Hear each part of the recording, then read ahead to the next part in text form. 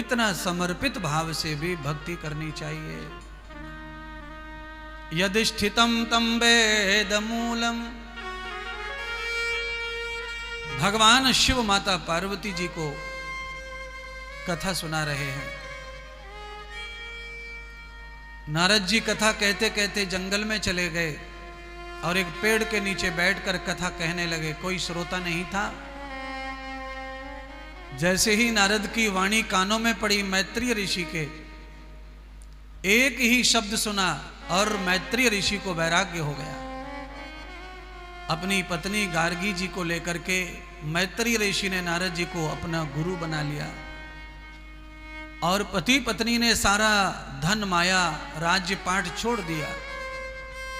नारद जी के मुख से जो लफ्ज बह रहे थे, जो शब्द बह रहे थे, उनको पाने के लिए शिष्य बन गए, गुरु बना लिया और प्रार्थना करने लगे नारद जी से कि यह अमृत आपकी वाणी से जो बह रहा है, इसने हमारी आंखें खोल दी, आप इस अमृत को हमें निरंतर पिलाओ। तो नारद जी मैत्रेय ऋषि को कथा सुना रहे हैं और भगवान श्री सूत जी सौनक ऋषि को कथा सुना रहे हैं और भगवान श्री शिव जी श्री माता पार्वती को कथा सुना रहे हैं। पार्वती जी का ये दूसरा जन्म है। एक जन्म पार्वती का पहले हो चुका है सती के रूप में, पर सती के रूप में जब पति शिव मिले तब पति की बात नहीं मानी सती ने, तो क्या हुआ, सती को जो है अपयश की मृत्यु प्राप्त हुई। अग्नि में कूदकर मरना पड़ा, हवन कुंड में शरीर भस्म करना पड़ा, क्योंकि भगवान की बात न मानने वाले के साथ यही होता है, बार बार अग्नि से जलना पड़ता है। पुनरपि जन्मम पुनरपि मरणम। भगवान कृष्ण भी अर्जुन को यह कथा सुनाते हैं, महाभारत में गीता का ज्ञान देते हैं। तब अर्जुन को कहते हैं, अर्जुन, आदमी के कर्म के अनुसार ही पाप और पुण्य बनते हैं और पाप और पुण्य से ही सुख और दुख बनते हैं। सुख दुख भोग करके पिछला पाप और पुण्य जब समाप्त होने पर आता है तो अगले कर्मों से फिर पाप और पुण्य बन जाते हैं। इस कारण उसका मरण, उसका जन्म कभी समाप्त नहीं होता है, क्योंकि उसका जो मोह है वो संसार के कुछ लोगों में फंसा रहता है। उसके कारण वो पाप भी करता रहता है, पुण्य भी करता रहता है, प्रेम भी करता रहता है, ईर्ष्या भी करता रहता है और उसी दलदल में वो फंसा रहता है। आज उसी दलदल से निकलने के लिए पार्वती जी विवाह करके आई, शिव जी के साथ कैलाश में पहुंची। शिव जी ने सम्मान किया पत्नी का, आसन डाला, अपने घर में स्वागत किया। हमारे यहाँ तो आज भी प्रथा तो है ही, परंपरा तो है ही नई बहू का स्वागत करने की। पर जिन घरों में सास होती हैं, ननद होती हैं, बुआएं होती हैं, उस घर में जनानी करती हैं स्वागत। पर शंकर भगवान के घर में तो कोई था नहीं शंकर के सिवाय, इसलिए शंकर ने पार्वती को मान दिया, आसन दिया और आसन देकर कहा, देवी ये सर्वस्व तुम्हारा है, ये पूरा कैलाश तुम्हारा है। यानी कि पत्नी को प्रसन्न करने का प्रयत्न भगवान शिव कर रहे हैं। और मुझे लगता है सब पतियों को, पत्नियों को नए नए समय जब लाते हैं ब्याह कर, तो इन बातों से खुश करना ही चाहिए। क्या कहने में क्या जा रहा है, आए तो कहो ये सब बंगला तेरा है, ये गाड़ी तेरी है, पापा मम्मी सब तेरा है, पूरा संसार तेरा है, चिंता ना करो, सब तुम्हारा है, तुम्हारा है।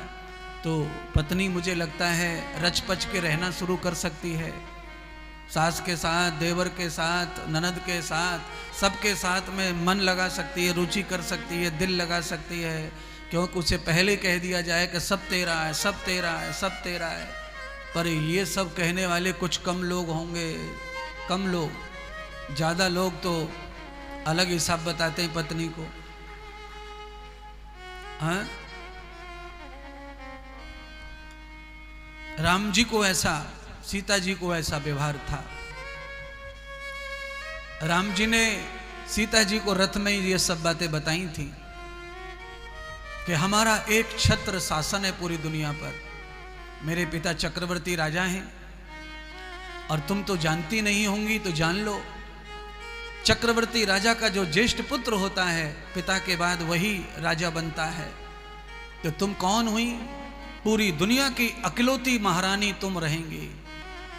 सारा सृष्टि सारा जगत में तुम्हें सौंपता हूं, पर बस मेरे 3 भाई और माँ हैं, वो बस मुझसे मल तुम छिना लेना। ये राम जी ने सीता को कहा, भाई मेरे मुझे देना और मेरी माँ भी मुझे देना, बाकी पूरी दुनिया का धन माया सब तुम्हारा। ये तो बहुत अद्भुत परिवार की बात कही थी, रिश्तों का अहम दिखाया था, रिश्तों की मान्यता क्या है और संपत्ति की मान्यता क्या है। क्योंकि जहां संपत्ति आड़े आ जाती है वहां रिश्तों का चकनाचूर हो जाता है। जहां रिश्तों में महानता रहती है वहां पर संपत्ति का कोई महत्व नहीं बच जाता। पार्वती जी तो पिछले जन्मों की सब जानती हैं। पार्वती जी को सब कुछ पता है पिछला, कि पिछले जन्म में क्या हुआ था।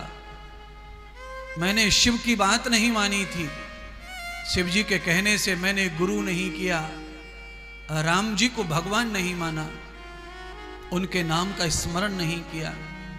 इस कारण महादेव ने मुझे दिल से त्याग दिया था और उसके कारण ही मेरा सब जगह अपमान हुआ। आप कल्पना करें, एक क्षण के लिए भी भगवान जब जीव को त्याग देता है उसी दिन उसका अपमान हो जाता है। इसीलिए भगवान हमसे दूर ना रहे और हम परमात्मा से कभी दूर ना रहें, इतना कोई गलत काम हमसे ना हो कि भगवान हमें त्याग दे और फिर हमें इनका उनका उनका उनका अपमान सहन करना पड़े और वो दिन आए ना।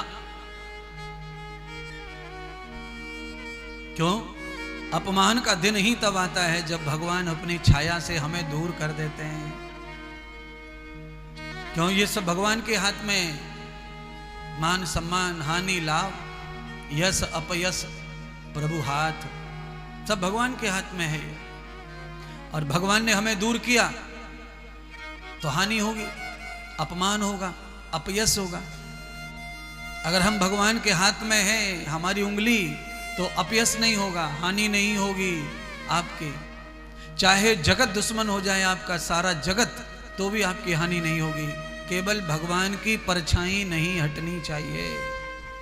पूरी दुनिया एक तरफ और आप अकेले एक तरफ। आपको मुंह भी नहीं खोलना, आपको कोई उद्योग नहीं करना और आपको किसी को मदद के लिए भी नहीं आमंत्रित करना, तो भी आपका कुछ नहीं बिगड़ेगा। क्यों? अगर भगवान की छाया आपके ऊपर है तो जगत दुश्मन हो जाए आपका कुछ नहीं बिगड़ेगा।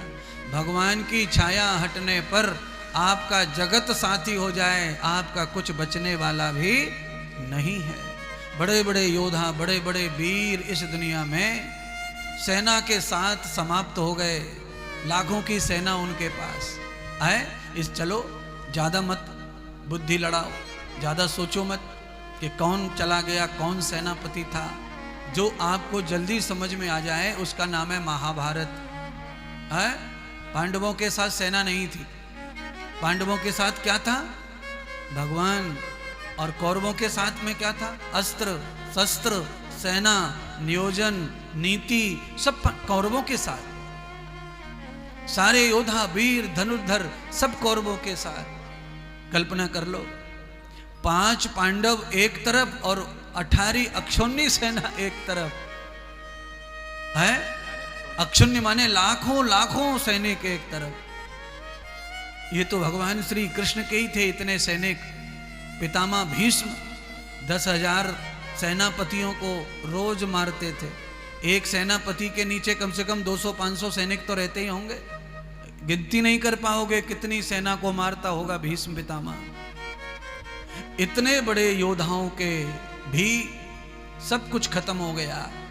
अंतिम समय भीष्म का ऐसा आया कि पानी की बूंद के लिए तरसना पड़ा भीष्म जी को भी।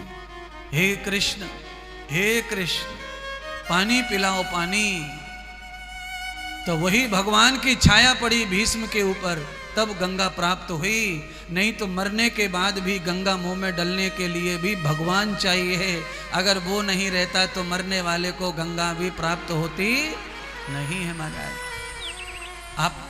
आपके जीवन में कितने हिंदू मर गए जिनको गंगा नहीं मिली है?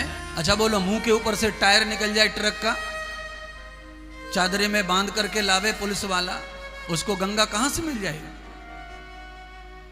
मुंह ही नहीं बचा है तो कहां से गंगा मिलेगी? बात ये नहीं है कि वो खराब था, बड़े बड़े सज्जन लोग मर गए ट्रक के नीचे, बड़े बड़े भगत लोग मर गए ट्रक के नीचे। बात भगती की नहीं है, बात यह है कि परमात्मा की परछाई नहीं है। आप भजन जो कर रहे हो, भक्ति जो कर रहे हो, उसका भी फल मिलेगा, पर आप जो कर चुके हो उसका भी फल भोगना पड़ेगा। तो ये सब चीज हमारे जीवन के साथ निरंतर बनी हुई है।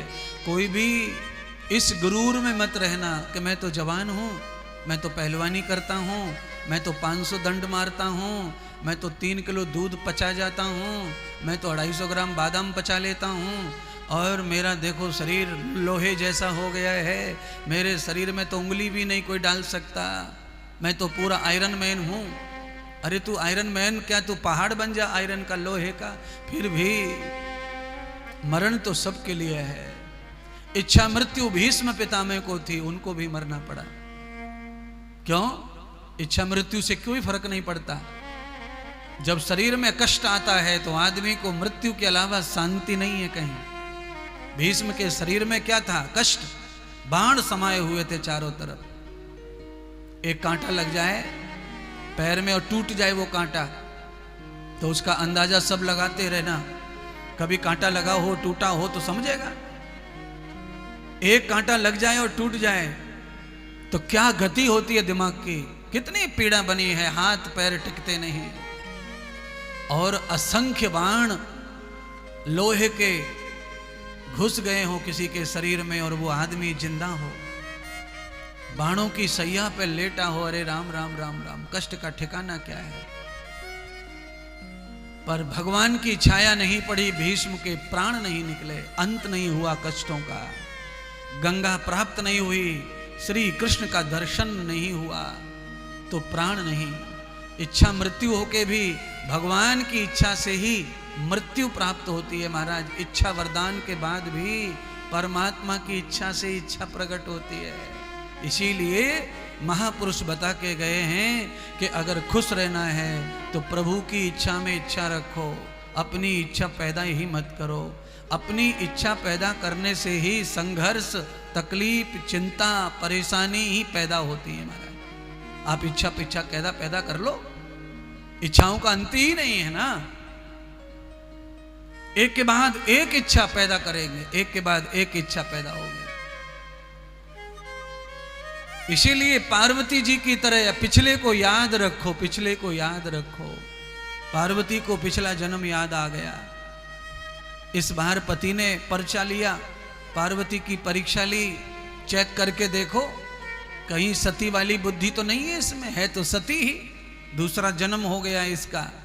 पर ना, आदमी का जब दूसरा जन्म होता है तो उसमें बहुत कुछ बदल जाता है, बहुत बदल जाता है।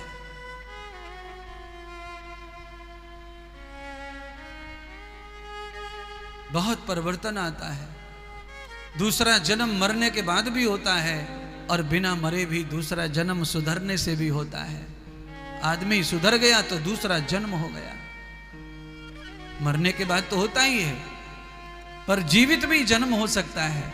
जन्मं न प्रतो न क्षणाः, विज्ञान कहती है, भगवान वेद स्वयं कह रहे हैं कि एक एक क्षण, एक एक पल नया जन्म होता है, नया जन्म होता है, नया जन्म होता है। तो आप कहेंगे गुरुदेव नया जन्म होता है, तो आप बताइए कैसे होता है नया जन्म हमारा। अरे हम तो 75 साल के हो गए, हम तो 60 साल के हो गए, एक ही बार जन्म हुआ है, तब से ही हम तो दिन गिन रहे हैं, बर्थडे गिन रहे हैं, साल गिन रहे हैं। हम 45 साल के हो गए, एक बार ही जन्म हुआ है हमारा। तो सुनिए, अच्छा बोलिए, आपने अपनी जिंदगी में कितनी बार बाल कटवाए अपने? गिनती है किसी के पास? कोई बता सकता है कितनी बार नाखून काटे हैं, कितनी बार बाल काटे हैं? अच्छा बोलो, आपने कल शाम को शेविंग की और सुबह बाल कहां से उपज आए? आपने रात को इतना चिकना किया चेहरे को और सुबह बाल दिख रहे हैं, उंगली घुमाओ तो टकराते हैं उंगलियों से बाल। कहां से पैदा हो रहे हैं? इसका मतलब यह है कि आप खाली ऊपर से ही कर रहे हैं, अंदर से तो बालों का निरंतर जन्म हो रहा है, नाखून निरंतर बढ़ रहा है। शरीर का ही अंग बाल है, शरीर का ही अंग नख है, नाखून है। अगर ये निरंतर बढ़ते हैं, पल पल बढ़ते हैं, तो तुम्हारा जन्म पल पल होता है, क्योंकि ये शरीर ही तुम्हारा जन्म है। ये दिखाता है, प्रमाण है बालों का, नाखून का। पल पल जन्म हो रहा है तुम्हारे शरीर में जंतुओं का। मरा हुआ जंतु बालों के द्वारा, नाखून के द्वारा ही बाहर आता है। इसीलिए किसी को भी नाखून बड़े नहीं रखने चाहिए, क्योंकि जितने भी विषैले जंतु हैं, बीमार करने वाले, वो सब नाखून के माध्यम से बाहर आते हैं। बॉडी मरने के बाद जीवों की बॉडी नख के द्वारा बाहर आती है, और जो जंतु तुम्हें जिंदा रखने के लिए ज्यादा अच्छे जंतु हैं, वो बालों के माध्यम से बाहर आते हैं। मौत दोनों की होती है, अच्छे भी मरते हैं और बुरे भी मरते हैं, क्योंकि जन्म दोनों का है तो मरण भी दोनों का है। आज माता पार्वती की परीक्षा भगवान शिव ले रहे हैं। शिव जी ने कहा कि यह सब कुछ तुम्हारा है, तुम यहाँ की मालकिन हो, तुम जो आदेश करोगी वह तुम्हें प्राप्त होगा। तुम्हें कभी महसूस नहीं होगा कि तुम्हें मायके जाना चाहिए। पार्वती अकेली पत्नी ऐसी है जो विवाह के बाद कभी मायके नहीं गई हैं। सती माता अकेली ऐसी हैं जो विवाह करने के बाद मायके गई तो लौट के कभी नहीं आई। ये केवल शंकर की पत्नी ही कर सकती हैं ऐसा। पर ये करने के लिए पत्नी का महानता नहीं है, ये सब करने के लिए पत्नी जिस घर में आई है ससुराल में, उस ससुराल के जितने भी सदस्य हैं उनकी महानता होनी चाहिए कि बहू मायके की याद ना करे, अपने माँ बाप को याद ना करे, अपने भाभी भैया को याद ना करे, अपने पुराने मित्र गणों को याद ना करे। उतना इतना मोहब्बत में डुबो दो कि वो सारी दुनिया को भूल जाए। ये शंकर कर सकते हैं, त्यागी तपस्वी बैरागी महादेव कर सकते हैं, ये भोगी विलासियों से होने वाला नहीं है। बोलिए, वैसे तो ये जो भोगी टाइप के लोग हैं ना, ये बहुत जल्दी वफादारी दिखाते हैं। दुनिया भर के मोबाइल में लिखेंगे मैसेज, मुहावरे लिखेंगे, मुहावरे न जाने कौन से क्या क्या तोड़ के मैं तुम्हारे ऊपर अर्पण कर दूं। मुहावरे, क्योंकि वो तो सब लिखे ही रहते, टैग करना है और डालना है। पत्नी भी कोई कम नहीं है इसी युग की, वो भी उधर से डाल देती है टैग करके। बस मैसेज में ही सब दीवाने हो रहे हैं, शब्दों से ही सब खुश हो रहे हैं। अंतर आत्मा में कितना पावर है, प्रभाव है, वो कोई नहीं देख रहा है। आपके मैसेज का जवाब वैसा आना चाहिए जैसा आप चाहते हैं, बस।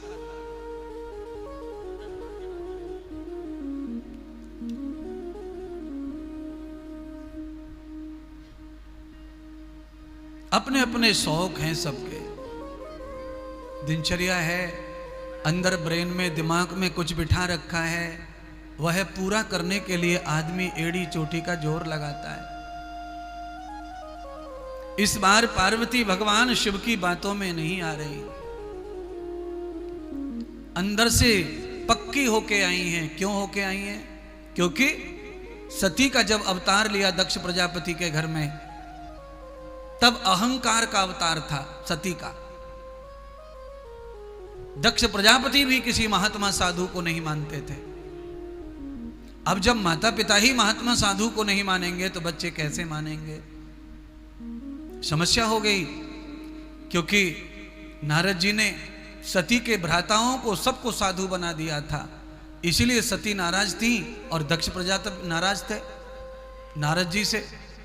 तो उसका परिणाम भोगना पड़ा सती को कि अपने ही पिता के घर में अग्नि कुंड में। और पार्वती का जन्म लिया तो पिछला जन्म याद किया, तो नारद को सती ने पार्वती के रूप में बचपन से ही गुरु के रूप में देखा। नारद जी गुरु के रूप में जब पार्वती के जीवन में थे, इस कारण ही पार्वती जी को शंकर भगवान की पत्नी बन करके वो सारी चीजें स्मरण करके रखना पड़ा था। जो पिछली गलती थी वो दोबारा रिपीट ना हो जाए। आसन पर बैठ गई और आसन पर बैठकर पति से कहने लगी, स्वामी ये मानव का जो जीवन है ये तो भगवत शरण के लिए, भगवत भक्ति के लिए, भगवत चरणों के लिए है, भगवत प्राप्ति के लिए है। मुझे ये उपहार नहीं चाहिए, महल महलात नहीं चाहिए। शंकर तो आश्चर्य करने लग गए, अरे जन्म शरीर बदला तो सब कुछ बदल गया।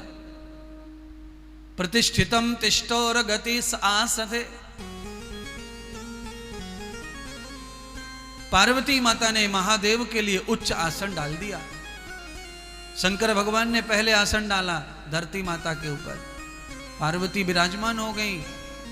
अब पार्वती जी ने सब जान लिया और कहा कि उपहार नहीं चाहिए, ये महल नहीं चाहिए, ये सोने का श्रृंगार नहीं चाहिए। तो शंकर भगवान ने कहा क्या चाहिए? तो पार्वती ने पहले आसन डाला, प्रतिष्ठा दी, बड़म्पन दिया पति को, महानता दी। और सुनिए एक और बात, अगर पति असली मिल जाए, अगर पति असली मिल जाए, पति माने पति ही मिल जाए, तो हमारे यहाँ बहुत सारी ग्रंथों में ऐसी ऐसी बातें लिखी हैं कि क्या कहने। ऐसा कहा गया है किसी स्त्री को अगर पति वास्तव में धर्मात्मा धर्मपति मिल जाए तो उस स्त्री को, अपने पति को अपने आंखों की बराबर, माथे की बराबर के आसन पर बिठाकर उसके चरणों का प्रणाम करने से सब तीर्थों का फल प्राप्त हो जाता है। पर पति असली मिल जाए तो ये है। अब समस्या यह है कि पति लाऊं कहां से असली, ये सौभाग्य लाऊं कहां से पतियों का। पर फिर भी बिचारी कर रही है, मान रही है, खूब सम्मान दे रही है। कोई हवन हो, घर में सत्यनारायण की कथा हो तो पंडित जी के पैर छूबे, अपने पति के भी पैर छूबे, कर तो रही है महिलाएं। पर महिला पैर छूती है, नमस्कार करती है, फिर भी इस पति को शर्म और लिहाज नहीं आती है। वैसा का वैसा ही बना रहता है, वही दारू, वही गुटखा, वही जुआ, वही सट्टा, वही बकवास। और ये भूल जाता है कि पत्नी पैर छू रही है, अपनी बराबर की है, उम्र बराबर है, पर पैर छू रही है, तो पैर छुपाने की लिहाज, शर्म जो है वो तो रखनी चाहिए। मैं तो जो भी पैर छुपाते हैं, मैं तो उन सब से कहता हूं आज कि आप पैर छुपाते हो, भगवान की कृपा से आपको मौका मिला है, ठाकुर जी ने दिया है, तो इस सम्मान को बरकरार करो, कायम करो, हमेशा के लिए करो। और पैर ना छुए जाएं ऐसा कुछ अनर्गल कर्म ना करो, बिल्कुल बदल जाओ, लाभ मिलेगा, समृद्धि आएगी, सुख आएगा, शरीर में, दिमाग में, समाज में, परिवार में शांति आएगी, समृद्धि होगी, बहुत वृद्धि होगी।